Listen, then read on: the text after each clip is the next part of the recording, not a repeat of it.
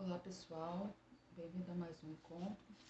E no encontro de hoje vamos falar sobre o tema orientação educacional, o papel do orientador como membro da equipe gestora. Orientação educacional, abre aspas, orientação educacional é uma ação sistematicamente planejada e avaliada no sentido de oportunizar situações que exijam do aluno opções conscientes, baseadas no conhecimento regional dos fatos e da realidade, bem como na avaliação objetiva de suas potencialidades e limitações. Fecha aspas. O planejamento sistematizado e a avaliação do trabalho compete ao orientador educacional, que, dentro da ação educativa, deverá procurar envolver todos os educadores, conforme preconiza o artigo 10 da Lei 5.692, de 11 de agosto de 1971. Abre aspas. Será instituída obrigatoriamente a orientação educacional, incluindo aconselhamento vocacional, em cooperação com os professores, família e comunidade, promovendo condições para que o aluno descubra a si mesmo durante a fase da formação geral de 1º a 6º ano, séries do 1º grau e seja capaz de fazer opções conscientes para os cursos que serão oferecidos no ensino do 2º grau. Em se tratando da sondagem de aptidão, já explícita no parecer 339/72 do Conselho Federal, leva o educando a se apossar de um acervo comum das ideias fundamentais, não das ideias fundamentais. Não poderíamos deixar, todavia, de dar ênfase e enaltecer a filosofia tão marcante da formação de personalidade do educando, previsto na Lei 5.692/71, quando do seu objetivo geral, a autorrealização, formação para o trabalho e exercício consciente da cidadania, 3 aspectos de conscientização do professor para a missão do educador. 3 aspectos de conscientização do professor para a missão do educador. Aqui, o orientador educacional encontra seu campo de ação. A orientação vital do aluno. Vale dizer que o planejamento de orientação educacional no 1º grau deverá ser em consonância com os trabalhos liderados pelo coordenador pedagógico, aproveitando os assuntos e todas as atividades por ele abordadas, para levar o aluno a reflexões, a introspecções, procurando assim o seu eu verdadeiro, o eu interior. Só assim o aluno será um cidadão consciente, verdadeiro brasileiro, cônscio do seu dever como perpetuador da sociedade, da cultura e de todos os valores da nação. Essa nação imensa, parcela de um universo que está sempre a crescer, a evoluir e a solicitar. Sobre este aspecto de 1º grau de sondagem de aptidão, a reforma do ensino é arrojada e aberta. O orientador educacional precisa estar alerta para aproveitar as ocasiões e, sobretudo, o que é de muita responsabilidade, não cair no ócio ou se perder face à multiplicidade de ocasiões. Campo de atuação. Campo de atuação geral. Abrange toda a comunidade escolar, direção, orientação pedagógica, professores e demais técnicos que desencadeiam o processo educativo, estendendo-se até a família, as empresas e a comunidade geral. Em relação ao pessoal técnico-administrativo, a orientação educacional atua no sentido de unificar a ação educadora, visando a formação integral do aluno, para que necessário se faz criar um clima de franca convivência, apoio, aceitação e colaboração, sem o que a orientação deixaria sem isso, a orientação, sem essa colaboração, a orientação dele deixaria de ser funcional. Em relação à família, a orientação educacional continuará envolvendo-a no processo educativo, principalmente no que concerne ao significado de ação vocacional e do estudo das características do desenvolvimento humano. Ação integrada. A ação integrada é a orientação educacional versus a supervisão pedagógica, atuando com a direção, os professores e demais técnicos, planejando, executando, avaliando sistematicamente a ação educativa num constante reformular de objetivos.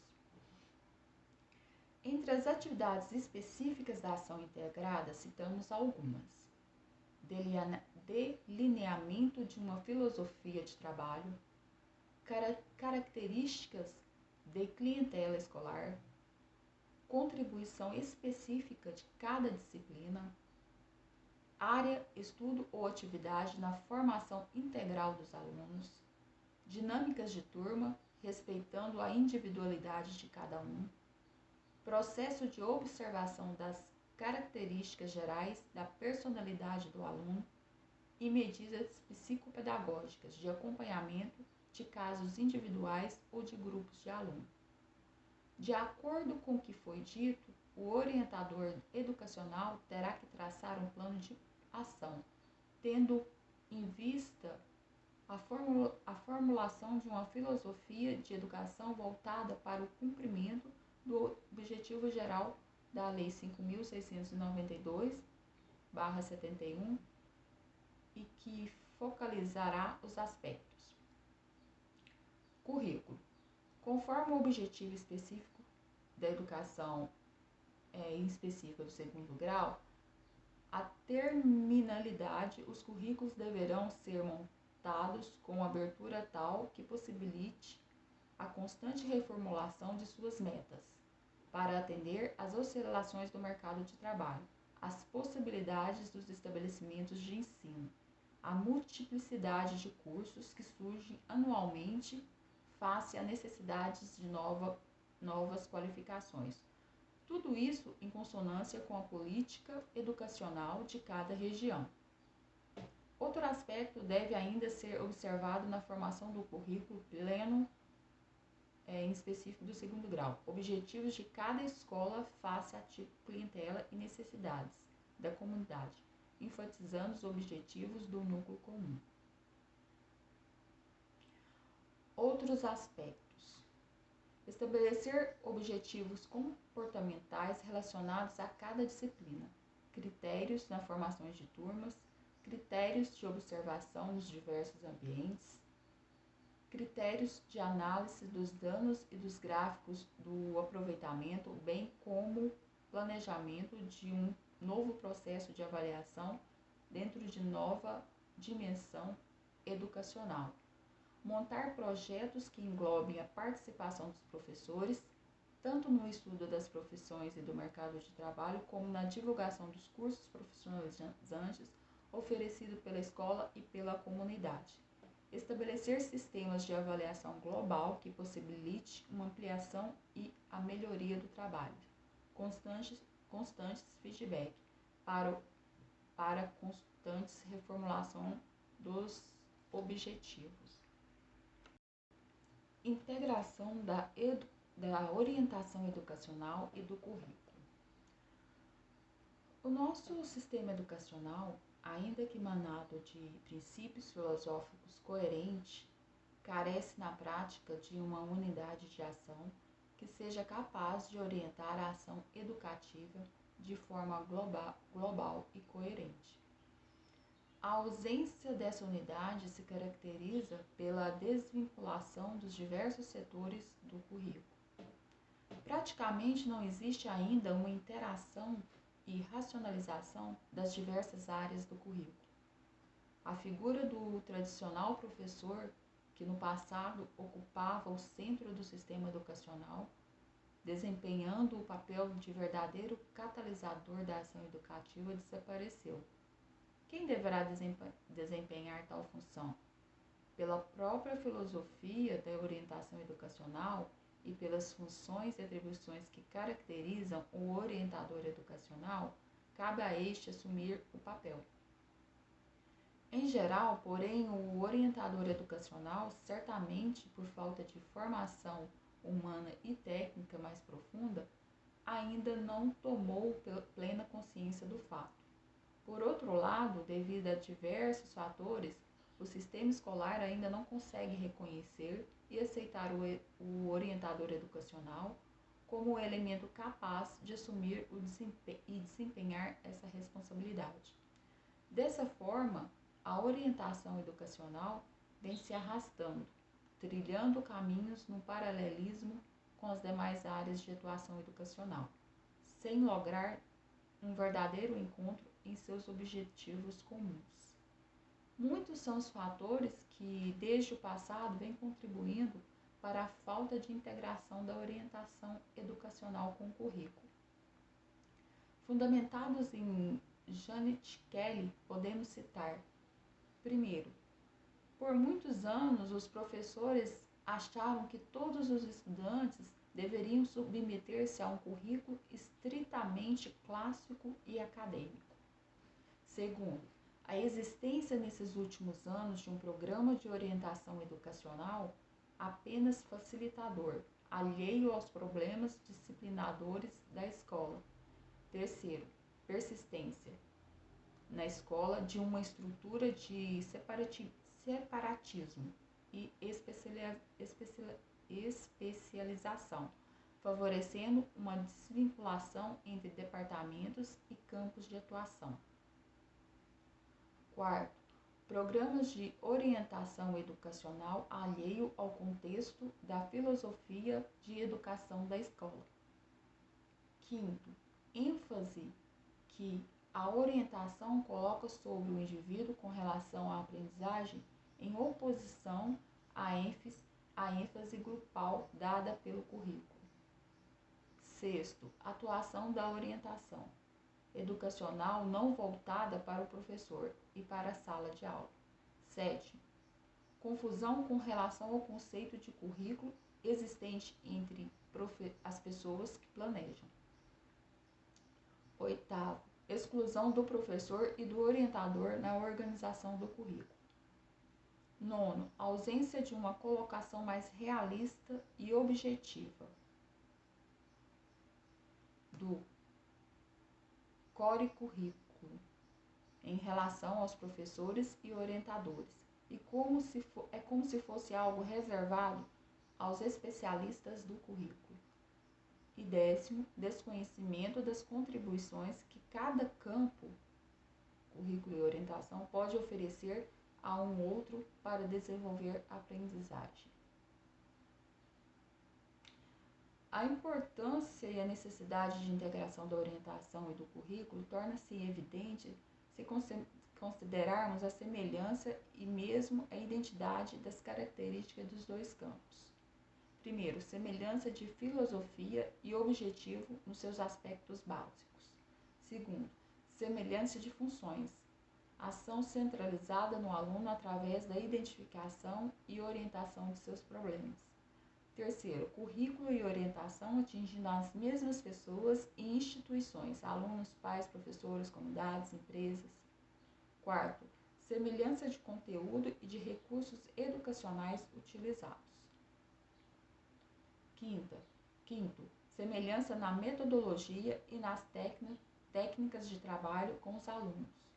Sexto, semelhança em termos de abordagem terapêutica, preventiva e de desenvolvimentista.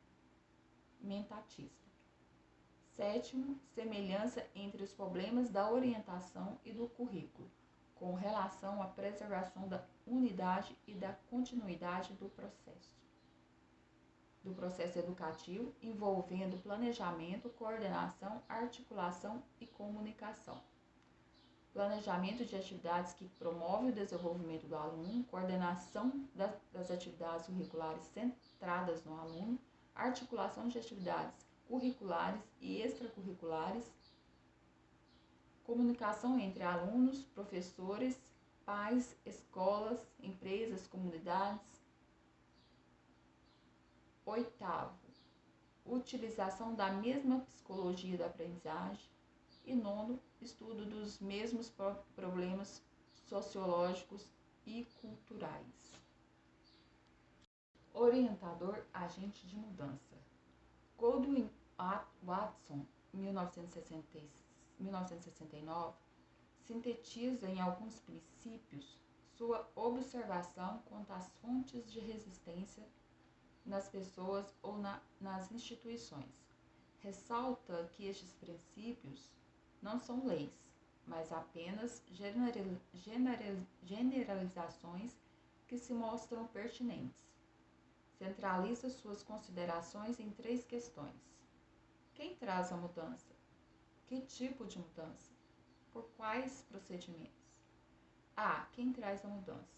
Primeiro, a resistência será menor se todos sentirem que o projeto é deles, isto é, não é desejado e realizado por estranhos. 2. A resistência será menor se o projeto for claramente apoiado pela hierarquia superior do sistema. B. Que tipo de mudança? 3. A resistência será menor se os participantes virem a mudança como reduzindo e não aumentando seus atuais encargos. 4. A resistência será menor se o projeto estiver de acordo com valores e ideias familiares aos participantes. 5. A resistência será menor se o programa oferecer um tipo novo de experiência que interesse aos participantes. 6. A resistência será menor se os participantes sentirem que sua autonomia e sua segurança não estão ameaçadas. C. Procedimentos de instituição de mudança. 7. A resistência será menor se os participantes tiverem oportunidade de fazer esforços diagnósticos para definição do problema básico, conscientes assim de sua importância. 8. A resistência será menor se o projeto for adotado por decisão consensual do grupo. 9. A resistência será menor se os proponentes conseguirem empatia com os oponentes, reconhecendo as objeções válidas e procurando eliminar temores desnecessários. 10. A resistência será diminuída se reconhecer que as inovações podem ser mal entendidas e interpretadas, e se for previsto um acompanhamento do processo para posteriormente esclarecimentos se necessários. 11. A resistência será menor se os participantes experimentarem em suas relações mútuas aceitação, suporte, confiança. 12. A resistência será reduzida se o projeto for mantido aberto para a revisão e reconsideração se a experiência mostrar que essas mudanças são desejáveis. Fecha aspas. Devemos lembrar, no entanto, que as resistências à mudança têm também papel importante no sentido de evitar, por exemplo, rupturas chocantes que poderiam provocar desintegração, além de contribuir para a manutenção de certa integridade dos indivíduos ou grupos envolvidos. Em termos de sua autoestima, competência e autonomia. Uma análise interessante destes aspectos nos é dada por Donald Clay, 1969. De maneira geral, podemos concluir que os autores concordam que qualquer processo de introdução planejada de inovação, treinamento ou reciclagem, por exemplo, requer, além de atenção às técnicas específicas de transmissão de informação, cuidados relativos à parte de valores, normas, padrões de indivíduos, grupos, organizações ou instituições envolvidas.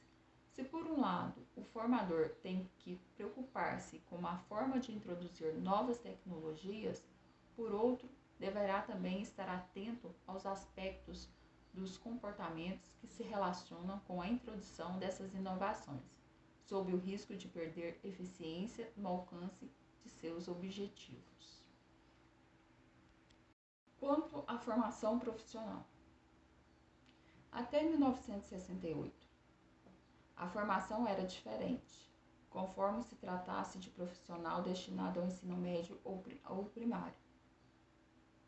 A formação regular prevista para o orientador de ensino médio era o de curso superior, em nível de pós-graduação e aberto. Normalmente, os licenciados de Pedagogia, Filosofia, Psicologia, Ciências Sociais, Educação Física e inspetores federais. Por exceção, os professores com registros definitivos no MEC e que podiam ser ou não licenciados em nível superior. A formação regular prevista para o orientador do ensino primário era a de nível de especialização, posterior ao curso normal ou de formação de professor primário. Tanto no caso como em outro, prevê-se que o candidato aos cursos de orientação educacional devam ter, em mínimo, 3 anos de experiência docente no ensino em que se destina, médio, primário e respectivamente. Depois de 1968. Atualmente, o orientador educacional será formado no mesmo curso, quer se destine ao ensino de primeiro ou segundo grau. Esse curso poderá ser de pedagogia com habilitação em orientação educacional. O orientador será, então, licenciado em pedagogia com habilitação em orientação educacional. De pós-graduação em orientação educacional, a que poderão candidatar-se, portanto, licenciados de vários cursos superiores, especial e realizado no exterior. A principal mudança em relação à situação anterior reside no fato de que a formação de orientador educacional pode ser conseguida agora em curso de graduação e mais ainda, dentro de um curso específico de pedagogia, se comparamos o currículo mínimo anteriormente previsto para o curso de orientação educacional em nível de pós-graduação. CF. Parecer 374/62 do Conselho Federal de Educação, com o currículo mínimo previsto para a habilitação de orientação educacional no curso de pedagogia. CF. Parecer 252/69 do Conselho Federal de Educação. Pode-se ainda comprovar também que não houve apenas mudança de nível de qualificação profissional, houve também mudança de tônica. Abre aspas, no parecer 374/62, a ênfase é psicologia, enquanto no parecer 252/69, ela já é nitidamente pedagógica. Goldberg, 1971, página 117. Para obter a habilitação, o candidato deve ter também experiência docente, tal como já previa a antiga LDB. A diferença entre orientador do ensino do primeiro ou segundo grau será feita apenas em termos dessa experiência anterior.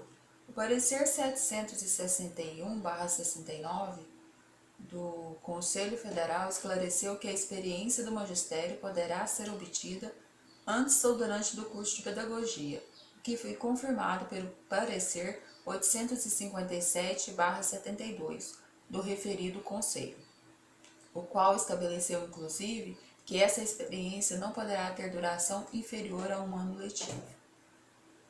A ideia de introduzir uma modalidade de habilitação em orientação educacional dirigida especificamente ao ensino do primeiro grau foi rejeitada pelo legislador, quando em nível de graduação o curso será um só, com duração mínima de 2.200 horas e variando de 3 a 7 anos, longa duração.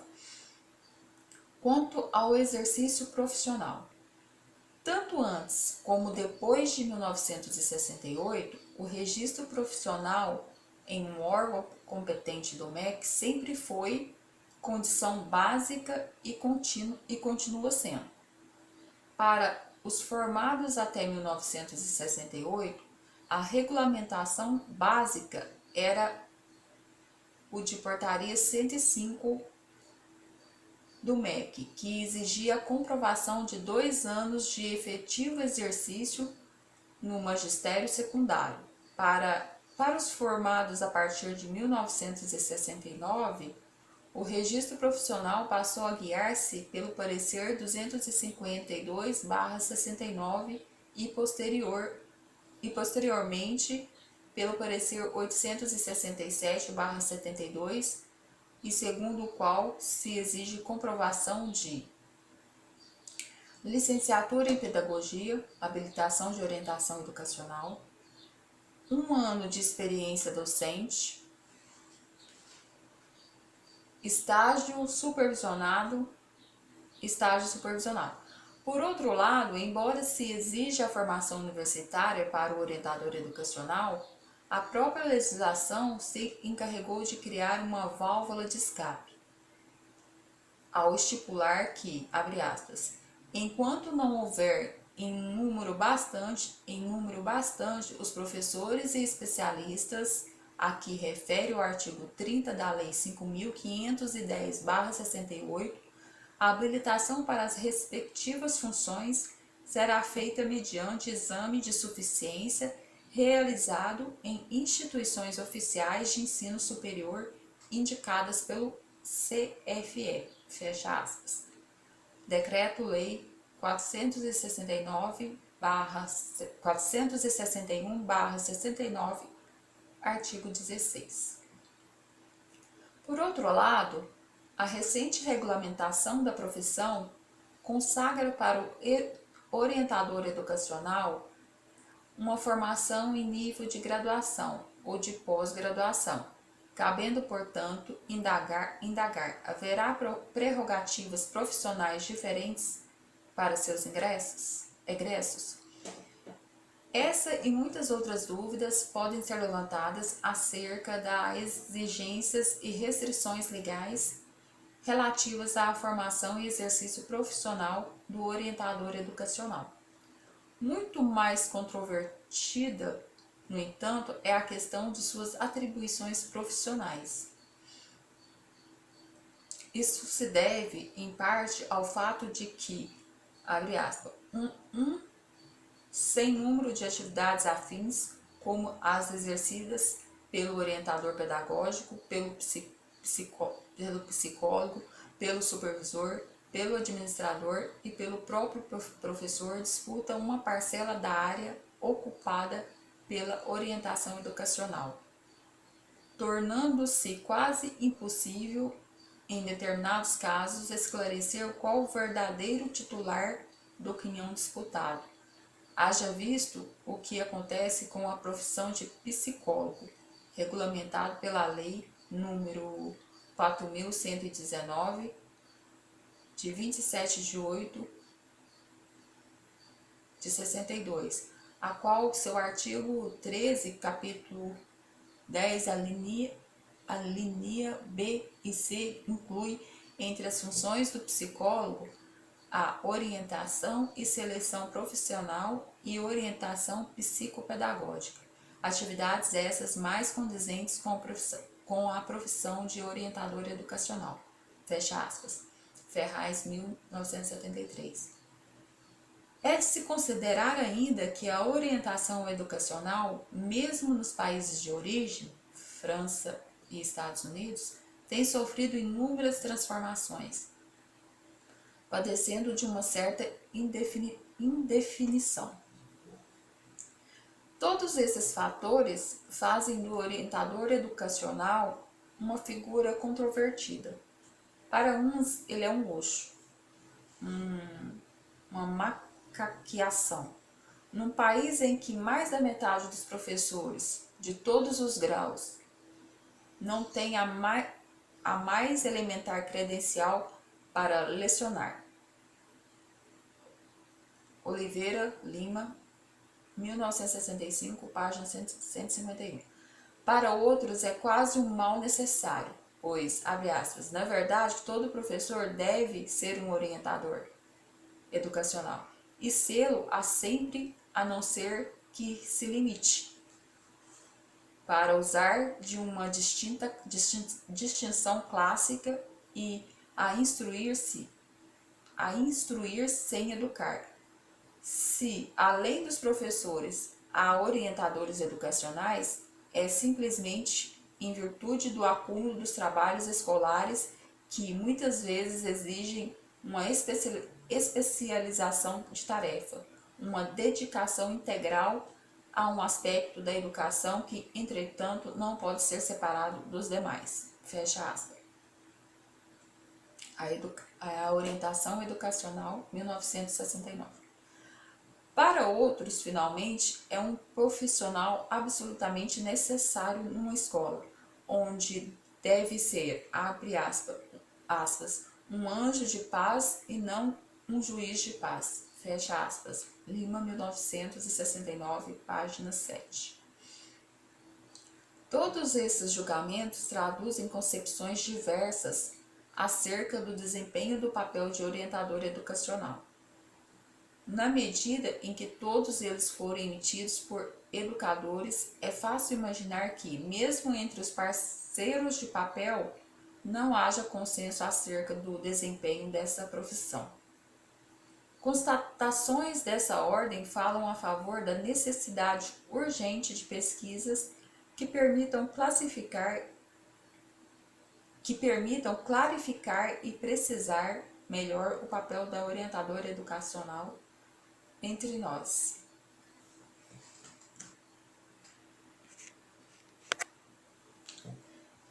Atribuições do orientador educacional.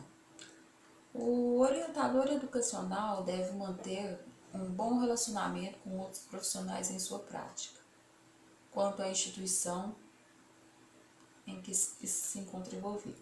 Deve respeitar sua filosofia de ensino, respeitar os direitos da família na educação do orientado e a forma de aceitar as diferenças culturais do aluno, assim como seus valores, que muitas vezes divergem de valores pessoais ou aqueles aceitos pela sociedade, já que o foco principal nas atividades e observações do orientador é a comunidade e o educando.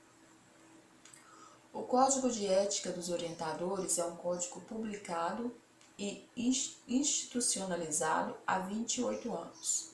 Portanto, mais de 2 gerações de alunos já passaram por várias escolas com dificuldades e necessidades.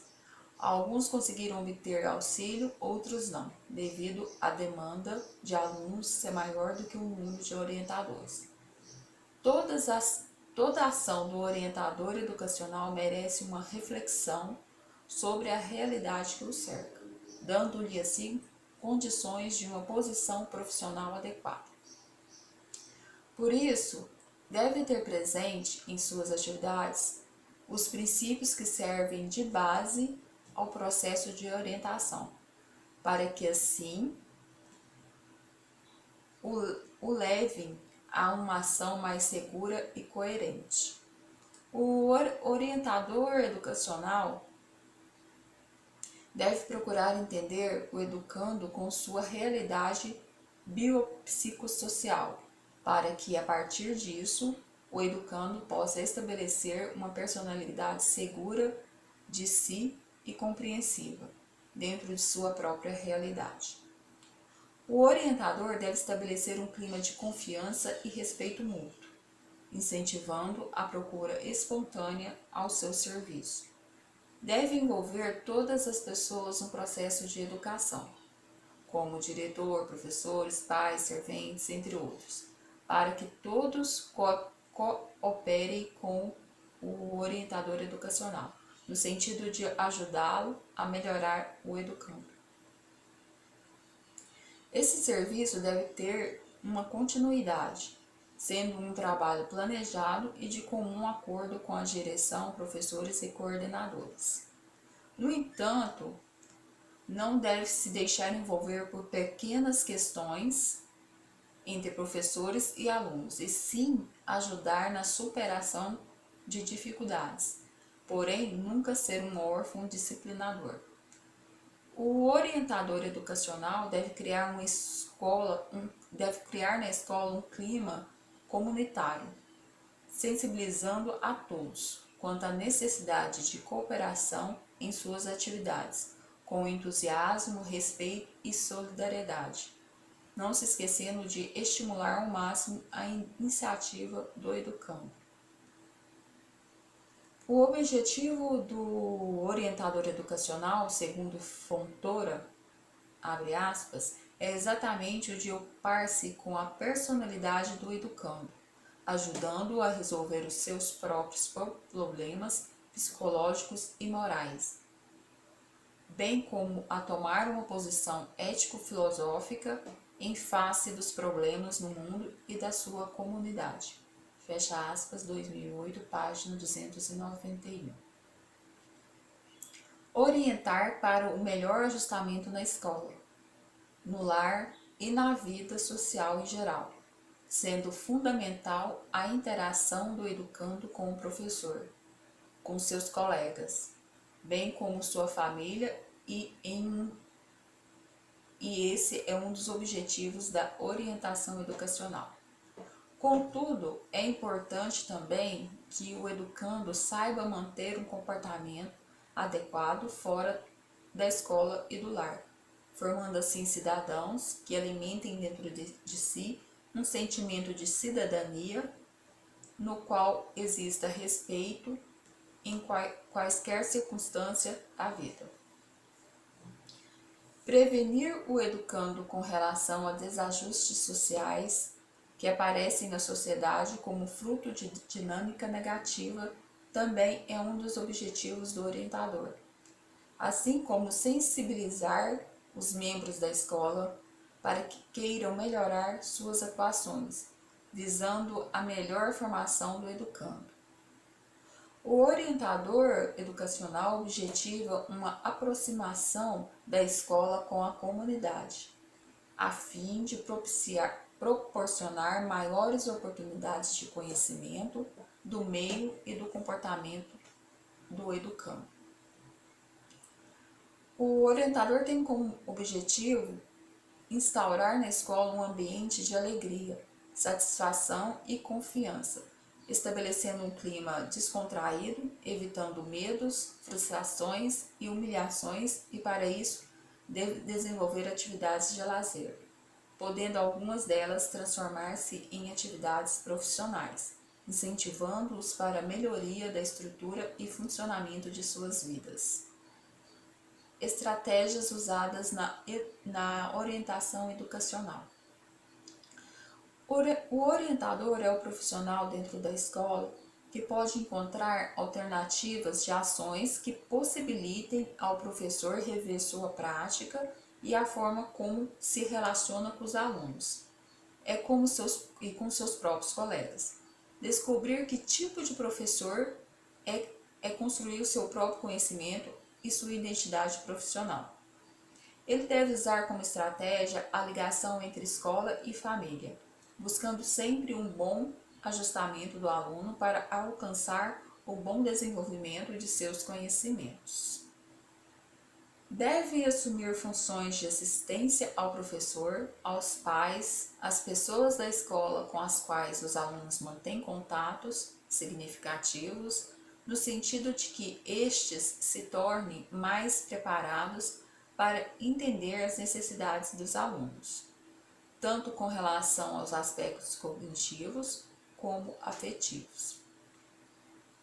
Portanto, a abertura para o diálogo, a troca, o respeito, o prazer pelo conhecimento e a valorização do ser humano é a chave para uma boa atuação e valorização do orientador. De todas as funções atribuídas ao orientador, são destacadas 3, as quais têm maior importância, que seriam a função de atividades existencial, a terapêutica e a de recuperação. A atividade existencial deverá atender os alunos que precisam e querem orientação pessoal, não apenas na vida escolar, mas na vida particular, sendo auxiliados em situações, problemas, dúvidas, inseguranças e incertezas. Já a atividade terapêutica está voltado aos alunos com dificuldades de estudo ou de comportamento, cujos casos precisam de assistências mais frequentes e especializadas. A atividade de recuperação refere-se aos alunos que apresentam um déficit de aprendizagem e que precisam de recuperação. A recuperação não tem somente o objetivo de levar o educando a alcançar notas, mas pesquisar junto aos alunos as causas que os levaram a este estado de desinteresse, desorganização, conflito e desajuste na escola. Atualmente, o orientador atua de forma a atender os estudantes, levando em conta que eles estão inseridos em um contexto social, o que influencia o processo de aprendizagem, trabalhando diretamente com os mesmos e assim ajudando-os em seu desenvolvimento pessoal. A visão contemporânea do orientador aponta para o aluno como centro da ação pedagógica, atuando como mediador entre o aluno e o meio social. O orientador discute problemas atuais, que fazem parte do contexto em que o aluno vive. Assim, por meio da problematização, pode levar o aluno a estabelecer relações e a desenvolver a consciência crítica. Para exercer com satisfação a sua função, o orientador precisa compreender o desenvolvimento cognitivo do aluno, sua afetividade, emoções, sentimentos, valores, atitudes, podendo assim promover entre eles atividades de discussão e informação, auxiliando-os no que diz respeito a escolhas. Como membro do corpo gestor da escola, ele tem a função de participar da construção coletiva de caminhos para a criação de condições facilitadoras e desejáveis ao bom desenvolvimento do trabalho pedagógico. É um profissional que participa de todos os momentos coletivos da escola, na definição de seus rumos, na elaboração e na avaliação de sua proposta pedagógica, oferecendo condições para uma melhor avaliação do processo educacional, fazendo a ligação entre situação escola do aluno e a família, sempre visando contribuir para que o aluno possa aprender de maneira significativa, voltando assim seu trabalho para aspectos saudáveis dos alunos. Educar hoje exige mais do que nunca o olhar o aluno de forma ampla, um ser que é constituído de história, crenças e valores. Assim, o orientador educacional ganhou uma nova função. Perdeu o antigo rótulo de delegado e hoje trabalha intermediando conflitos e ajudando professores a lidar com alunos que têm dificuldade. Por isso, o trabalho do orientador educacional é árduo e de longo prazo. Ele inicia com o diagnóstico do problema, vai para o levantamento dos dados e, posteriormente, elabora um planejamento com alternativas de soluções, levando em consideração o resultado da análise e o contexto social do aluno. Pimentel diz: a orientação educacional no seu conceito amplo dentro do sistema se propõe a levar o adolescente a opções conscientes, baseadas no conhecimento racional dos fatos e situações, bem como na avaliação objetiva do seu próprio potencial, num processo de conscientização versus manipulação social, caminhando gradativamente para a maturação individual e social. 1976, página 17. Assim sendo, o orientador educacional, ao desenvolver seu trabalho, visa levar os jovens ao amadurecimento consciente, o que reflete num desenvolvimento digno e virtuoso dentro da sociedade. Conforme Crispin 2001, a orientação educacional, na atualidade, caminha na busca da totalidade do aluno, preocupando-se com a ampliação do conhecimento do educando como pessoa, construindo sua personalidade e participando consciente e ativamente de sua própria história de vida, valorizando a realidade de cada aluno. A importância da orientação educacional. Diante de uma sociedade marcada pela violência e de uma escola que muitas vezes acaba refletindo essa violência, o orientador tem muito a contribuir com a dinâmica escolar, uma vez que sua visão humanista visualiza o ser humano na sua totalidade. Ter consciência da importância desse olhar permite ao aluno em formação a possibilidade de perceber-se como um indivíduo humanizado, capaz de operar mudanças em si mesmo, reinterpretando a realidade de forma crítica e intervindo de maneira adequada no meio social no qual está inserido. Na educação infantil, o orientador trabalha junto com a comunidade, conscientizando os pais no dever da participação escolar dos filhos e despertando nos educadores a necessidade da observação em todos os momentos da vida da criança. No ensino fundamental, o orientador intervém nas séries iniciais e nas finais. Nas séries iniciais, um dos seus objetivos é desenvolver a adaptação do aluno no ambiente escolar e nas séries finais o trabalho é diferente. O orientador dedica-se mais à exploração e o desenvolvimento de aptidões e preferências do educando. Já no ensino médio, o objetivo do orientador é proporcionar ao educando uma formação necessária ao desenvolvimento de potencialidades com elementos de autorrealização, preparação para o trabalho e consciência de cidadania. Enfim, quando o aluno é colocado como foco principal do trabalho, o orientador educacional torna-se um profissional de grande relevância para o resultado final do ensino, ou seja, a aprendizagem. Sua importância resulta do comprometimento com a formação da consciência do cidadão e do mundo em que vive. Finalizamos assim nosso encontro, onde abordamos o tema orientador educacional, falamos um pouquinho sobre sua formação, sua interação e sua interação junto à equipe gestora no contexto escolar.